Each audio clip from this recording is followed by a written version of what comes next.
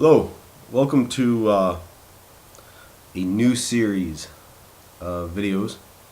Uh, the initial reason for creating this was because I wanted to make sure that I pass on uh, this type of information, my own personal opinions on ethics and philosophy, religion, that I pass it on to my daughter. I'm going to post these on YouTube as well, but I figured I might as well make a small little series, and people can take it for what they want. If it starts a discussion, great. If it doesn't, it doesn't. The easiest way to start would be to discuss the whole current situation we have going politically, and there's a whole lot of people out there who are trying to live in this black and white world, and there's a whole bunch of other people who live in this whole gray world, and people seem to want to pick and choose which way best fits them. Now, I believe that it is a grayscale, and at the one far end it's black, at the one far end it's white, and in between it is gray. And my theory, and maybe some will hold me that I'm doing the same thing other people are doing, but for example, when we talk about human life, I really think that is a black and white issue. There's some people who would say, this person deserves to die or that person deserves to die, and really I think that if we don't value each and every individual life on Earth, what we end up doing is creating a society and a culture that can easily determine,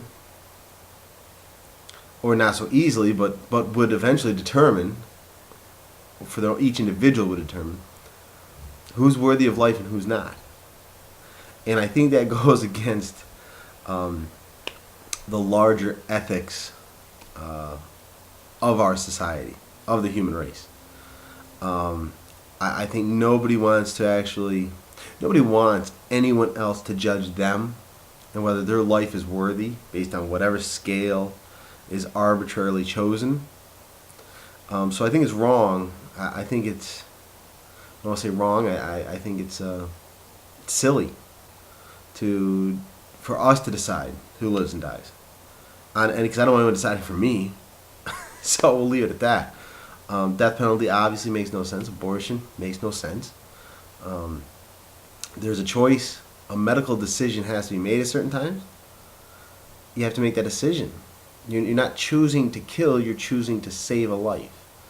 It's the same with war and violence, self-defense. The goal is not to take a life. The goal is to defend a life. Hence, there is no intent. When you're talking about the death penalty, a man sitting behind bars for the rest of his life, the odds of him harming society are pretty low.